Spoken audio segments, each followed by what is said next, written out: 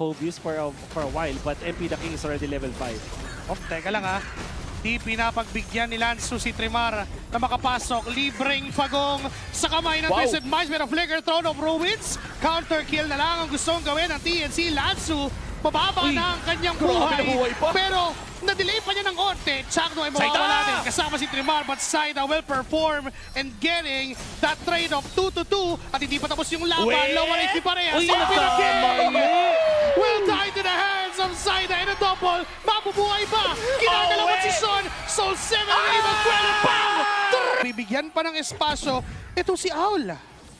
Hirap na ngayon ang side ng TNC Pro Team. Parang isang idlap lamang. Pero teka lang si Lansu nasa gitna ng RWM. Trimar and Zandel with the Throne of Ruins pero naiwasan ang mga target niya. Si Lansu ay tumatalo na naman sa likuran. Atras si Benny, atras din si Lancy. Gabiso, mga buhay pero hindi tinamaan. At Magic Changno ay mabubuhay pa. Bigla na lang. Umusbong ang Twisted Minds. Meanwhile, si Kaloy na naman ang magiging target. Binuhat at pinatubato ng Shuriken. Si Trimar na makakuha ng kill. Pero napakagandang dark way mula kay Lansu. Tatlo yung makukuha niya. Naimit pa ng Deadly Magic ito si Lancy. Ang kalamangan, papatagalin nila ang pagsayaw dito. Pero si Kaloy ay nabibigyan na ni Lancy. Ibiblitz sa ata nila yung Lord. Tinutuloy at binaburst, binamadali.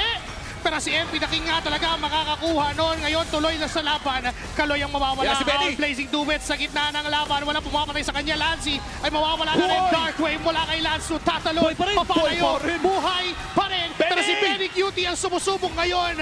At sinusubukan niya patayin yung dalawa. Pero nakabutan niya ang Twisted Minds. It's 3 versus 1. At susubukan talaga ni Saida. Nagalawan may minions sa magsuspawn. Makakadepensa ng saglit. Deadly Magic ay sinasakay na nakatutok na ang Twisted Minds. Sa pasyento, mamatay pa si Saida. It's Twist!